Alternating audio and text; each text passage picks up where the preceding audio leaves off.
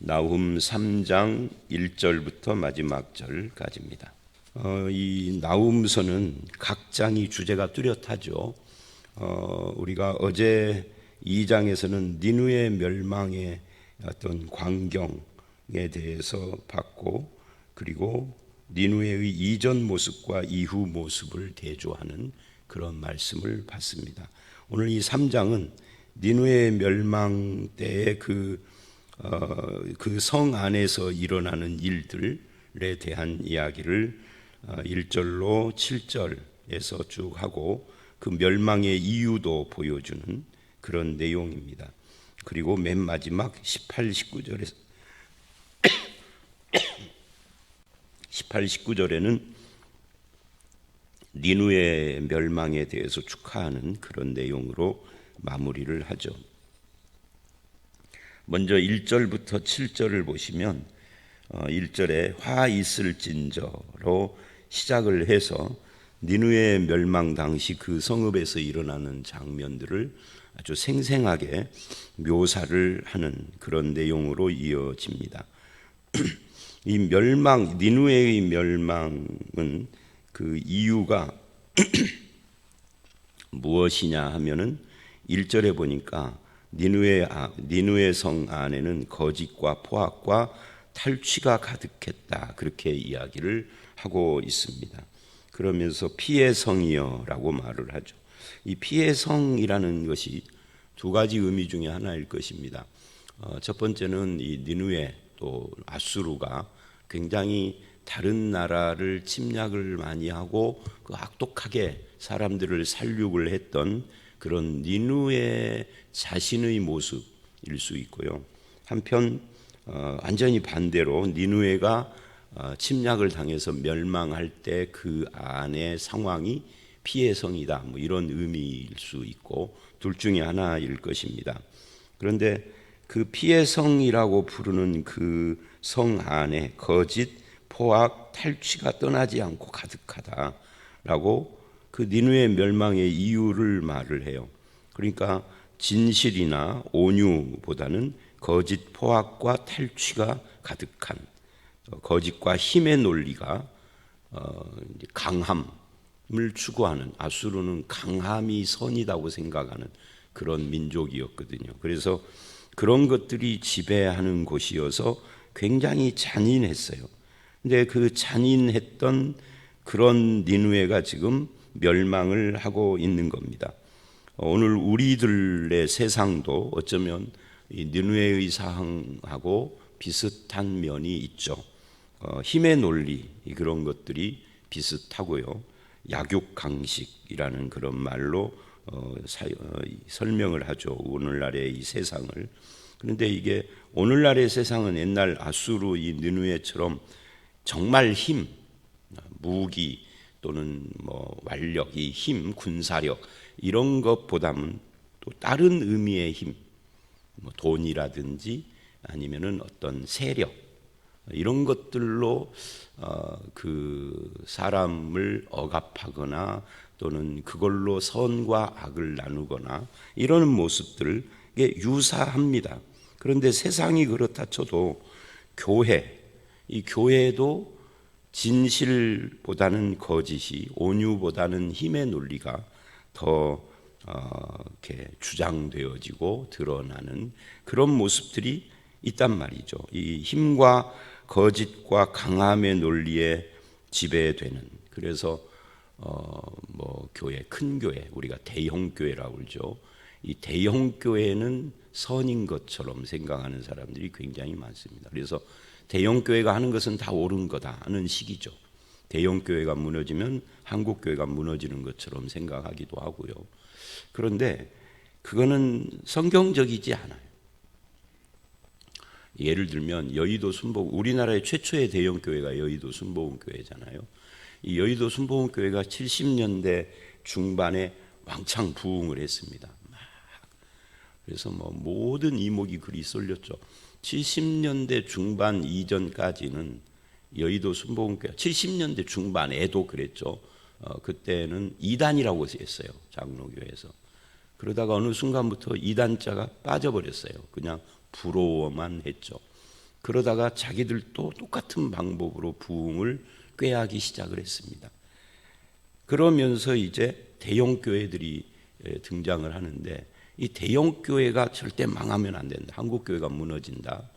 그리고 대형 교회가 하는 모든 프로그램, 대형 교회가 가르치는 건 다 선이다. 그래서 다 따라해요. 그러니까 오늘날은 소형 교회들도 가르치는 내용상 대형 교회하고 똑같아. 거기서 배운 거 가지고 하고, 그런 데서 하는 세미나에 참석해서 배워와서 자기 교회하고 이제 이런 것이고, 또 거기서 강조하는 메시지를 살짝 바꿔서 우리 교회에서 그대로 하고, 복 받는 이야기하고 맨날 이제 그런 형이라서 지금은 대형 소형 할 것 없이 다 유사하게 됐는데, 그때 70년대 중반 후반 그때 저는 그런 생각을 했어요. 야, 여의도 순복음교회가 분명히 잘못된 길을 가는데 저렇게 사람들이 많이 모여서 저 교회가 무너지면 한국 교회가 망하지 않을까? 저런 교회가 잘 되면 안 되는데 또 한편 무너지면 한국 교회가 무너질 것 같은데, 이런 염려를 제가 개인적으로 많이 했어요. 한 번만 한 게 아니라 많이 한 적이 있어요. 70년대 후반 이런 때. 그런데 이제 성경을 읽으면서 보니까 교회는 어떤 한 교회나 어떤 한 현상이 사라지거나 무너진다고 그래서 하나님의 교회는 무너지는 것이 아니에요. 오늘 금방 찬송했잖아요. 주의 교회의 영영이 서리라는 찬송. 근데 이런 찬송을 해도 우리가 이 찬송이 우리에게 크게 영향을 미치잖아요. 찬송은 찬송이고 말씀은 말씀이고 현실은 현실이고 이런 식으로 따로따로 놀아버리니까, 그러니까 생각과 실제가 틀린 거죠. 우리가 분명히 해야 할 것이 있어요. 아수르 같은 나라는 망해야 하는 거죠. 그죠? 교회도 진실과 온유와 이런 것이 아닌 거짓과 강함으로 세워진 교회는 더 이상 교회라고 하는 기능을 또는 존재의 목적을 발휘하는 것이 아니에요. 교회라는 이름의 세상인 거죠. 그래서 우리도 뭐 남의 교회 얘기할 것이 아니라 우리도 우리 교회도 그런 부분에 대해서 바르게 자기 점검이 필요합니다. 우리는 진실 위에 서 있는가, 진리 위에 서 있는가죠. 진실, 진리. 우리는 온유한가, 이런 것에 대해서. 거짓과 힘과 강함의 논리에 지배되고 있지 않는가. 돈이나 서열이나 또는 말빨이나 누구의 공로나 어떤 사람들의 무리, 세력, 이런 것에 의하여서 움직여지고 영향받고 있지는 않은가. 만약에 후자라고 하면은 그건 거짓 교회일 수 있어요. 교회라는 탈을 쓰고 있는, 양의 탈을 쓴 늑대처럼. 하나님 나라에서는 내가 가진 힘이 전부다, 힘을 가지면 안 된다, 이런 논리는 아니에요. 돈 자체를 가지면 돈 자체를 죄악시한다, 이런 이야기가 아닙니다. 힘도 필요하고 돈도 필요한데 그건 전부 다 섬김과 사랑을 위해서 필요한 거죠. 섬김을 위해서 써야 하는 거죠. 힘도 돈도. 그죠? 우리가 어떤 사람들끼리 친하고 자주 이렇게 만나기도 하고 한다면 그걸 가지고 세력화해서 영향을 끼치는 것이 아니라 이걸 가지고 봉사하고 섬기고 하는 일에 써야 하는 것이죠. 그렇게 한다면 그건 선한 거예요. 힘도 돈도 다 선한 거예요. 그런데 그렇게 하기가 쉽지가 않아요. 일단 가지면 그걸 가지고 악하게 사용하려는 것이 인간의 심성이고, 그게 악인 줄 몰라요. 선이라는 이름의 악을 저지르는 거죠. 뭐 푸틴이 자기가 하는 일을 악이라고 생각하겠어요? 선이라고 하지. 자, 어쨌든 그런 이야기예요. 그게 2절, 3절. 이건 이제 그 성읍에서 니느웨가 무너질 때 정복당하면서 성읍에서 일어나는 현상을 그렇게 어제도 제가 스케치라고 그랬는데 스케치한 거예요. 오늘날로 말하면 사진을 찍거나 녹음을 한 거죠. 녹화를 한 거죠. 휙휙하는 채찍 소리, 윙윙하는 병거 바퀴 소리, 현장감 있게 뭐 달리는 말, 병거, 충돌하는 기병, 싸우고 있다는 거죠. 번쩍이는 칼, 번개 같은 창, 죽임당한 자의 때, 죽음의 큰 무더기, 무수한 시체요. 그 시체에 사람이 걸려 넘어질 정도로 엄청난, 그래서 피해 성읍이다 하는 거죠.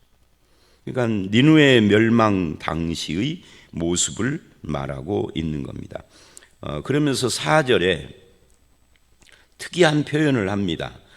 이는 마술에 능숙한 미모의 음녀가 많은 음행을 함이라. 그가 그 음행으로 여러 나라를 미혹하고 그의 마술로 여러 족속을 미혹하느니라. 음행과 미혹, 마술 이런 말들이 나오고 있죠. 이 마술에 능숙한 미모의 음녀의 음행에 미혹되고 있다. 그래서 이런 니느웨의 멸망까지 오게 된 것이다 라고 말을 하는데, 그러면 여기서 말하는 미모의 음녀는 뭐고 음행은 뭐냐 하는 거죠. 이 미모의 음녀는 많은 학자들이 니느웨가 섬기던 여신 이시타르라고 하는 여신인데요, 이 이시타르 여신 숭배를 묘사하는 것이다 라고 말을 하기도 합니다. 물론 그 말이 맞다라고 생각을 해요. 그렇지만 거기서 끝나는 것이 아닙니다. 그냥 단순히 우상 숭배만을 말하는 것이 아니라 니느웨, 이 아수르의 강함, 힘이 있는 거죠. 세력도 크고 거기에 매력을 느끼는 세상과 인간의 속성을 묘사하는 것이다. 그러니까 마치 니느웨가 여신을 숭배하는 영적 음행을 저지르는 것처럼 이 세상도 니느웨 아수르의 강함, 힘, 그 권능 이런 것들의 매력을 느껴서 마치 여신 숭배가 음행인 것처럼 음행을 저지르는 것을 은근히 여기서 담아내고 있다라는 거죠. 즉 아수르의 힘이 세상을 유혹하고 있는 거죠. 아수르가 군사적으로 강한 제국이니까 거기는 당연히 경제적으로도 강해요. 그러니까 돈과 군사 이 둘은 거의 정비례하거든요. 그런 힘에 매료된 세상이 이제 마치 아수르는 선이야 하는 것처럼 오늘날도 반미, 친미, 반일, 친일하고 나누어지는 것처럼 반미든 친미든 사실은 논리는 비슷해요. 조금 죄송합니다만은 그놈이 그놈이죠. 반일, 친일도 마찬가지입니다. 제가 보기에는 결국은 힘을 중심으로 하는 이야기들이요, 전부 다. 그것을 그러니까 보세요. 반미를 외치면서 자식은 미국 유학 다 보냈어. 저는 이제 전에도 이런 말을 한 적이 있지만 우리 아들이나 딸이 그 대학 졸업할 때 고민을 했어요. 얘네들이 내가 보기에 재능이 뛰어난데 미국이나 유럽 쪽에 유학을 보내면은 두각을 나타낼 것 같은데, 딸 졸업할 때도 그랬고 아들 졸업할 때도. 근데 결국은 포기했어요. 돈이 있어야지. 돈이 없는데 1년이면 한 1억은 들어가게 생겼는데 그걸 어떻게 해요? 할 수가 없죠. 그런데 뚜껑을 뒤집고 보면은 나 같은 소심쟁이만 그랬지 다 보내놨어. 다 반미를 외치는 놈들도 다 보내놨고 친미는 말할 것도 없고, 그죠? 그러니까 힘을 숭상하는 그런 것이 바로 그것과 연관이 되는 거예요. 그러니까 결국은 미국 가서 뭔가를 배워오고 거기서 뭔가를 해야 여기 와서도 떵떵거릴 수 있다는 힘의 논리가 있는 거죠, 거기도. 그러니까 그런 세상을 지금 이야기를 하면서 이게 단순히 여신 숭배의 영적 음행, 간음 이런 것만이 아니라 이게 힘의 논리에 지배되는 세상이 아수르의 유혹을 받는 것도 여기에 포함되어 있다 하는 거예요. 결국 그래서 하나님은 5절로 7절 그 아수르를 심판하신다. 그리고 아수르와 음행하는 세상도 심판하신다 하는 것을 말하고 있습니다. 어떻게 심판하느냐?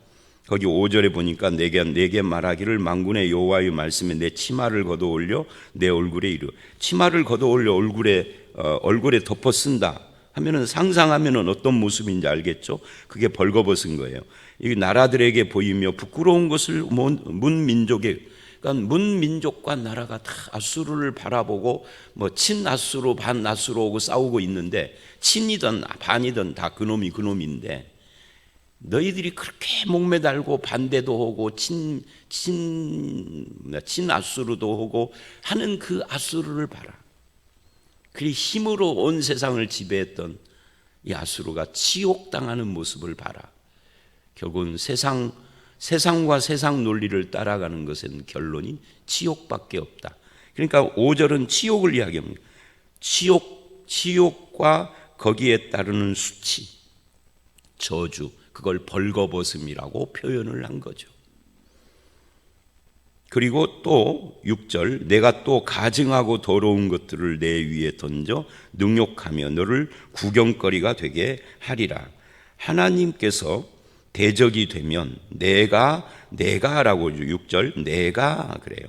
하나님의 대적이 되면 아무도 그 사람을 도울 자가 없어요. 능욕하여 구경거리가 되고 그때 너를 보는 자가 다 내게서 도망하며 아무도 안 도와주는 거죠. 하나님의 징계와 심판, 이걸 면할 수가 없는 거죠. 그러니까 가까이 하던 사람도 내가 잘 나갈 때 가까이 하는 거지, 내가 어려워지면 다 등 돌리고 도망가는 것이 세상입니다. 뭐 믿는 사람도 마찬가지죠. 그래서 오직 우리의 위로, 우리의 도움이신 분은 하나님밖에 없는 거예요. 그러니까 이 세상의 그 어떤 인간이나 세상의 어떤 것도 내가 잘 나갈 때가 아니면은 절대 나의 도우미가 아닙니다.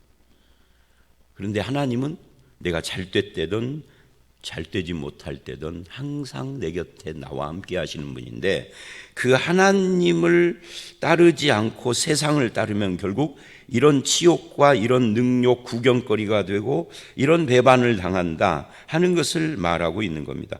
왜? 인간의 최후의 소망인 하나님을 뒤로하고 우상을 숭배하고 하나님과 대적하고 하나님의 백성들을 핍박하던 사람들이니까. 그래서 어디서 너를 위로할 자를 구하리요? 하리라. 위로자가 없다는 거죠, 세상에는. 그래서 눈을 들어 하늘을 봐야 하는데, 하나님을 봐야 하는데 그러지를 않는다 하는 거예요. 이게 참 재미있는 것이, 요나서에서 니느웨가 요나의 그 무성의한 전도에도 불구하고 전부 왕부터 강아지 새끼까지 다 베옷을 입고 회개했거든요. 그런데 100년 조금 지난 어간에 이렇게 완전 멸망에 이르도록 이런 식으로 되어버렸어요.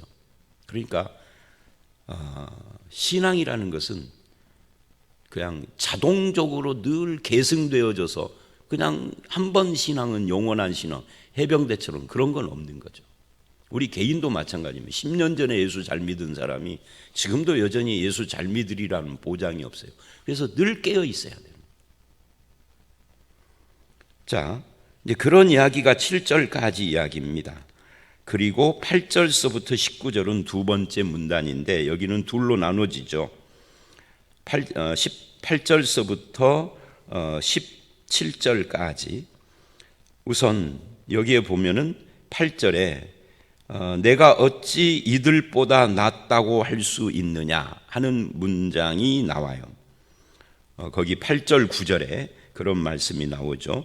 내가 어찌 노아몬보다 낫겠느냐 그래요. 노아몬, 이 아몬 신의 성이라는 뜻입니다. 그리고 아몬 신은 태양신입니다. 이집트, 애굽에서 태양신의 이름은 라인 것처럼 아수르에서 태양신은 아몬이라고 부르는 거죠. 그래서 이 성이 아몬 신전이 있는 성이었죠. 그런 의미에서 네가 어찌 노아몬보다 낫겠느냐? 그는 강들 사이에 있으므로 물이 둘렸으니 바다가 성루가 되었고 바다가 방어벽이 되었으며, 그렇게 튼튼한 성읍이라는 거예요. 그런데 그런 성도 멸망합니다. 그런데 이 아몬 성, 이게 어디에 있는 거냐 하는 거예요. 이 아몬 성은 남애굽의 수도였어요. 그 북애굽, 남애굽 이 둘로 상하로 이집트가 나누어졌다라는 말 제가 주일날 했던 기억이 나는데, 그런 그 이집트의 상황 속에서 이게 남아몬, 노아몬은 남애굽의 수도였습니다. 그런데 그것이 BC 663년에 아수르의 침략을 받아서 멸망을 했습니다. 그것을 아수르 사람들은 알죠. 자기들이 정복을 했으니까. 근데 그 노아몬이라는 곳이 강들로 삥 둘러 있고 바다가 성루가 되고 방어벽이 되고 천연의 요새란 말이죠. 그런데도 너희들이 그 성을 정복해서 멸망시켰지 않느냐. 그런데 네가 그 아몬을 노아몬을 정복한 네가 노아몬보다 더 낫냐 하고 묻는 거예요. 요새로 말하면은 더 낫지 않다. 그러니 너도 멸망할 것이다. 그런 이야기입니다. 그리고 구스는 남부 나일에 있는 지역이라고 그래요. 뭐 학자들 따라서 여기가 이디오피아를 가리킨다, 뭐를 가리킨다고 합니다만, 하여튼 이집트 남쪽을 말을 해요. 그리고 애굽은 뭐 말 그대로 이집트고요.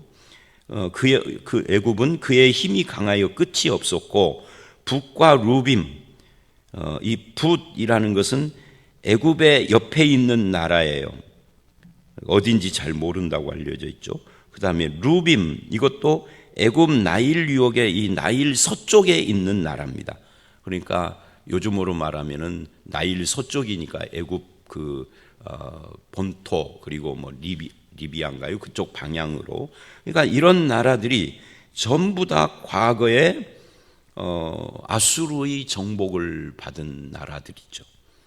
그러니까 힘이 강하여 끝이 없었는데, 그를 돕는 자가 붓과 루빔이 애굽과 구스를 도왔지만 결국은 애굽과 구스가 아수르의 침략으로 무너져 버린 것처럼, 그래서 10절, 그가 포로가 되어 사로잡혀 갔고 그의 어린 아이들은 길 모퉁이에 메어침을 당하여. 이 얼마나 잔인한가 보세요.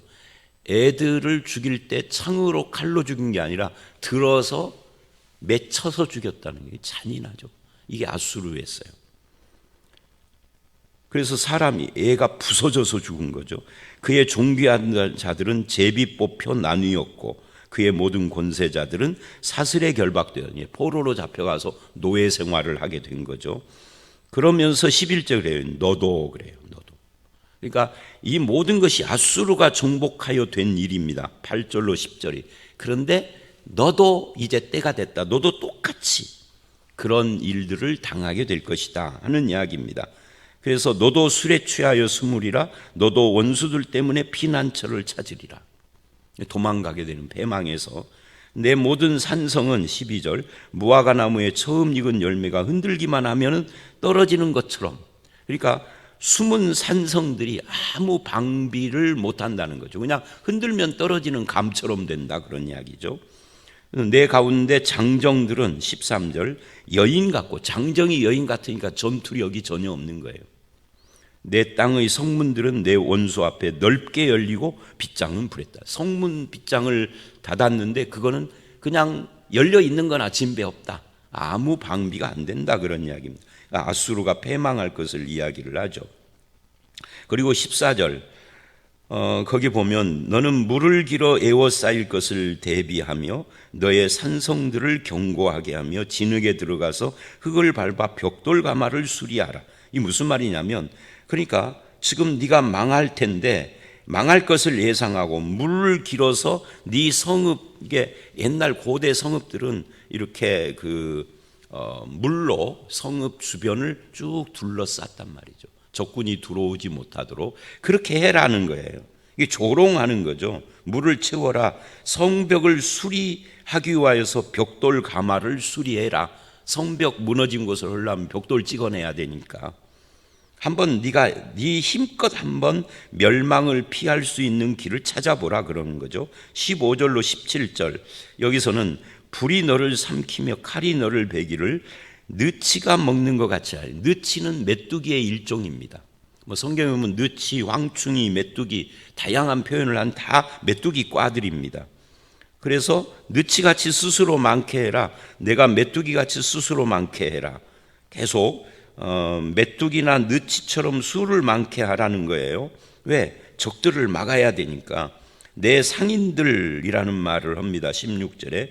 이 말은, 상인이라는 말은 말 그대로 상인이라기보다는 아수르에 붙어서 살던 나라와 민족들을 상인이라고 합니다. 아수르가 크니까 거기 오고 붙어서 이제 무역도 하고 뭐 장사도 하고 뭐 여러 가지 그런 일을 하면서 사는 다른 나라들입니다. 아수르 제국에 정복돼서 막 이렇게 사는 나라들이죠. 그런 나라들이 하늘의 별보다 많게 하였으나 느치가 날개를 펴서 날아감 같고, 저들이 너에게 도움을 줄 것 같지만 너에게 문제가 생기면 메뚜기 날아가듯이 다 날아가 버릴 거다. 도움 안 된다, 그런 이야기예요. 결국은 이게 의지할 바가 뭐냐는 것을 묻고 있는 거죠. 하나님 말고는 우리가 의지할 대상이 아무도 없는 거죠. 내가 편안할 때는 많은 사람들이 내 편이에요. 목사님 존경해요, 사랑해요, 목사님 고마워요.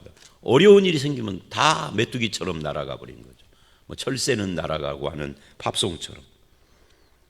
17절, 내 방백들도 메뚜기 같고 너의 장수들은 큰 메뚜기 같고, 그 큰 메뚜기가 추운 날에는 울타리에 깃들었다가, 그러니까 자기들이 필요할 때는 울타리에 깃들었다가 해가 뜨면 날아가 버리는 것처럼 아무 도움을 안 주는 그런 사람들이다.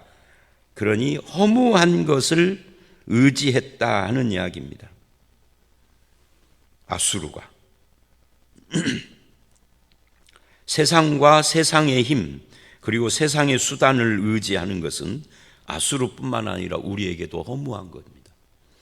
그리고 이제 18, 19절에서 마무리를 해요. 아수르 왕이여, 내 목자가 자고 내 귀족은 뉘어 쉬며 내 백성은 산들에 흩어지나 그들을 모을 사람이 없도다. 그러니까 아수르의 멸망을 아쉬워할 자가 없다, 그 말이에요. 그러면서 19절에 내 상처는 고칠 수 없고 내 부상은 중하도다. 내 소식을 듣는 자가 다 너를 보고 손뼉을 치나니 이는 그들이 항상 내게 행패를 당하였음이 아니더냐. 네가 저지른 대로 네가 당하는 걸 보고 저들이 네가 힘이 있을 때는 너에게 와서 무역도 하고 너에게 아부도 오고 조공도 바치고 뭐 네 손을 잡고 술 먹으면서 서로 의지가 되어주겠다고 다짐을 하고 있는데, 네가 망하니까 축 사망하고 플래카드 써놨다, 그 말이죠. 그래서 이 18, 19절은요 축 아수르 사망이에요. 결국 예수 믿는 사람들은 반대로 해야 하는 거죠. 세상을 의지하는 자가 아니라 하나님을 의지하는 자. 이것을 이제 신약 성경 서신서에서는 기독교인은, 성도는 세상에 대해서 죽고 하나님을 향하여 사는 자다, 이렇게 표현을 하는 겁니다. 그래서 우리는 사나 죽으나 주님의 것이고, 사는 것도 주님의 힘으로 살고 은혜로 살고, 말하는 것도 하나님의 말씀을 하는 것처럼 하고, 그렇게 하나님의 은혜로 살고 하나님의 영광을 드러내는 그런 삶을 사는 것이 성도지, 세상을 의지하는 것은 성도가 아니다. 그런 것들을 보여주고 있는 겁니다.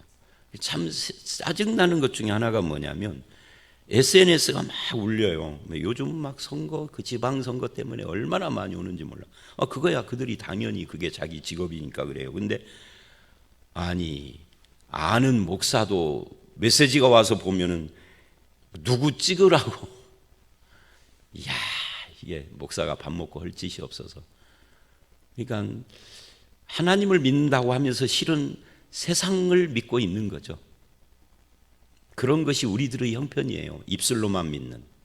여러분은 어떠십니까? 이 허무한, 망하면 아무도 옆에 사람이 메뚜기처럼 철새처럼 날아가 버릴 그 세상을 여러분은 믿고 있습니까? 하나님 이외에는 우리가 믿을 대상이 없습니다. 그래서 하나님을 믿어야 하는, 이게 8절로 19절이고 1절로 7절은 힘과 세력을 믿는 것이 아니다 하는 것을, 힘과 세력을 믿고 거짓과 힘의 논리에 함몰된 사람이 아니라 진실과 온유함으로 살아가는 하나님의 백성이 되어야 한다. 이것을 이 본문은 말하고 있습니다. 이것으로 나훔서를 마무리를 했어요. 저와 여러분의 삶을 돌아보고 성도는 어떤 삶을 살아야 되는가를 분명하게 하는 그런 시간이 되시기를 주의 이름으로 축원합니다. 함께 기도합니다. 하나님, 니느웨 성이 진실과 온유보다는 거짓과 힘의 논리에 지배를 받아 잔인했던 것을 하나님께서는 이제 심판하신다라고 말씀을 합니다.